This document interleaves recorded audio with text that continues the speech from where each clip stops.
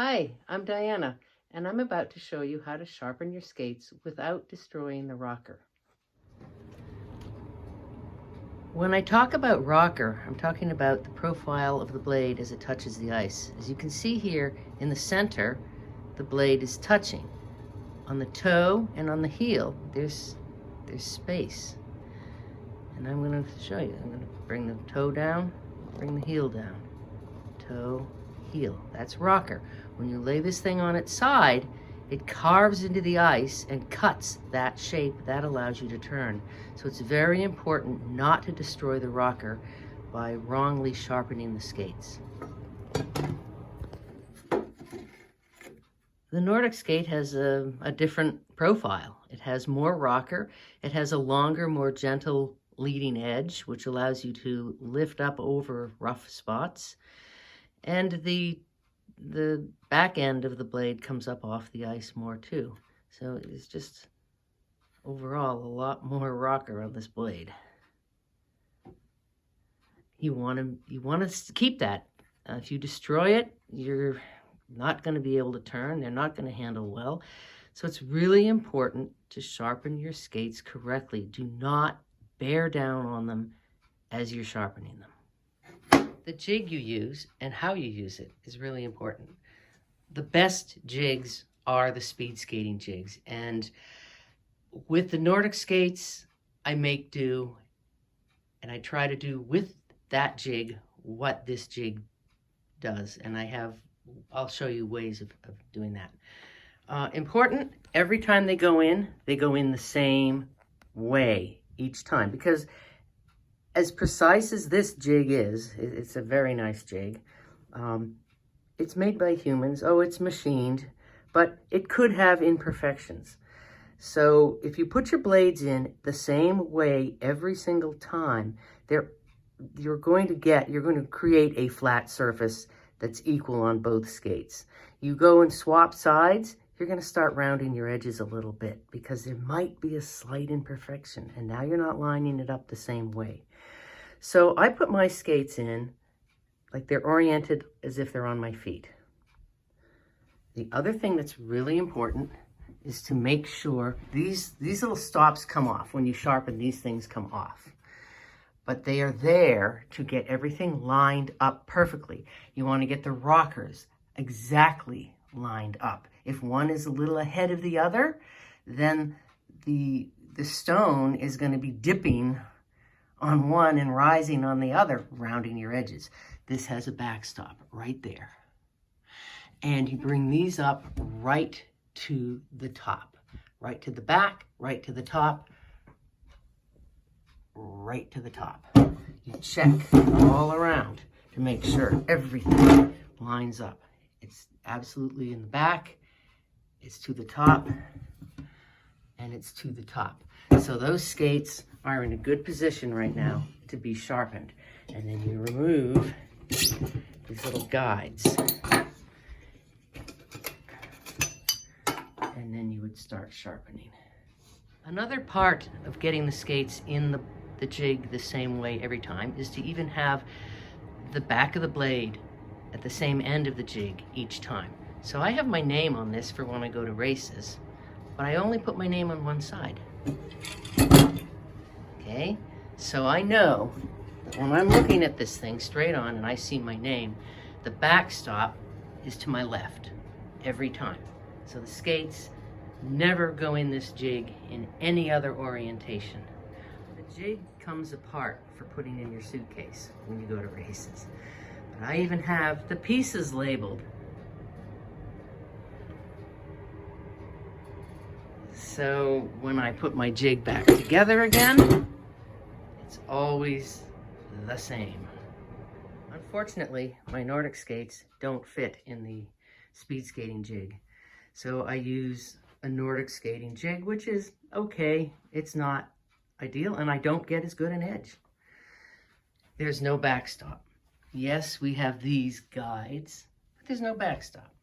I will show you what I do to sort of create the best backstop I can. Make sure my skates go in the jig the same way every time. I've marked with tape on the insides of my skates. Now when I skate on them, I do swap them. Then I don't wear down one edge more than the other. But for sharpening, they're always in this orientation as if they were on my feet and as if those were the inside edges. Another part of getting them in the same way every time is I drew a line at what would be the back of my skates. So putting these in, to make a backstop, I took this little piece of piping and I put a little string on it, and I just keep it right there, right on the jig, see? Like that. Anyway, I take this, I push these up into these little guides, and I take this, and that's my backstop, a makeshift backstop. Best I can do. Hold it into place, and I have this, using this piece of pipe in here to make my backstop. I have made sure that is lined up and the other side is lined up, as well as I make sure the blade is very hard to see, extremely hard to see. I make sure the blade is to the top here and to the top here. Flip it over.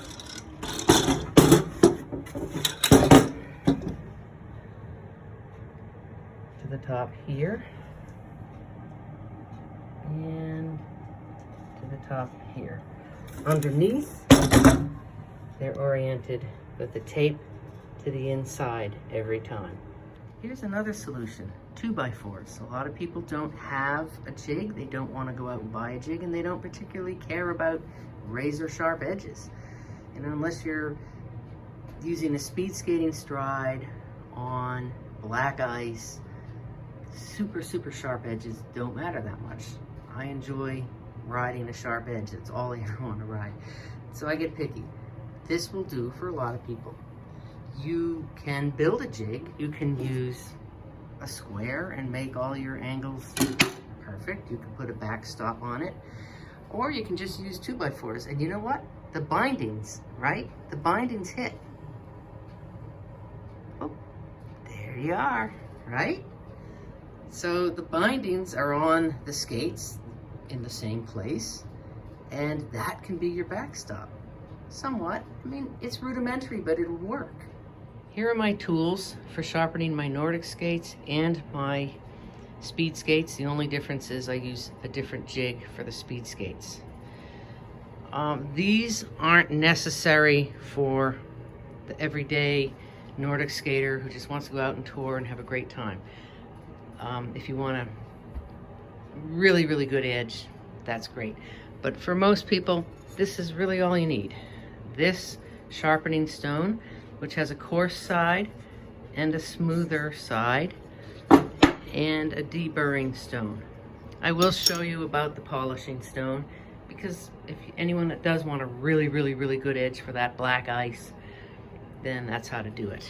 But this will put a shine on the running surface of the blade, and it will shine like a mirror, and that thing moves.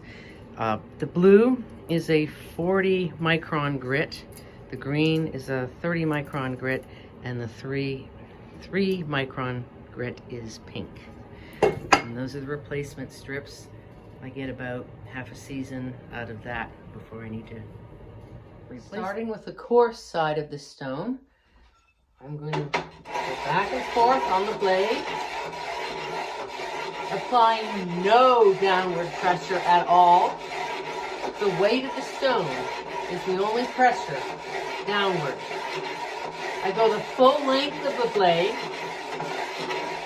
and on every stroke, I'll move the blade slightly one way or the other so that I'm not going over the same part of the stone every time. You'll make big, deep grooves in the stone, and it'll be useless. It won't sharpen the blades, it'll round them.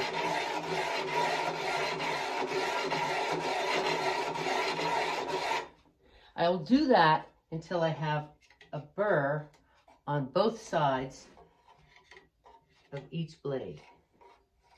And the burr has to be all the way the length of each blade. Wherever there's not a burr, that part of the blade is not getting sharp. Now, with the more fine, refined side, I'm going to do this again.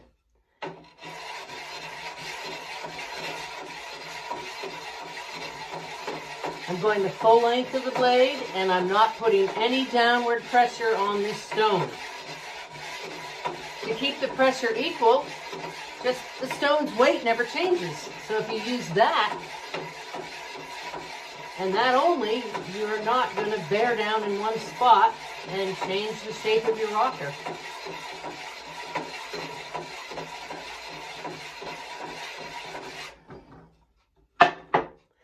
The final step is getting rid of the burr. That when you've, stoned it down, it's ground off some material, and what happens is it kind of spills over the sides. It's not something you can see, but it's something you can hear. And you can feel. Your fingernail catches on it. So what we do is we very carefully, and I should have cut-proof gloves on, and I'm not. Gently, if we overdo this, then we make a burr on the running surface, and that's no good. What that does is it folds back over and you have no edge. Okay, now I'm gonna check. Little burr there still. The other thing I can do that's much more stable is put this down on the table. I'm going to have to do it left-handed, otherwise I will be in the way of the camera. So that's interesting. Okay. Never done this left-handed before. Wish me luck. And just, it's a little more stable on the table than holding it up in your hand. A little less chance of getting cut. Hey, if I can do it left-handed and I'm a righty, yeah, it's a good stable way to do it.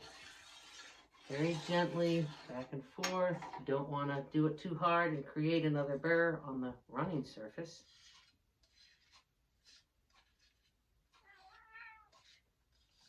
Okay, I'm happy with that. It's not grabbing. You don't hear the ping, ping. There you are, a sharp blade, and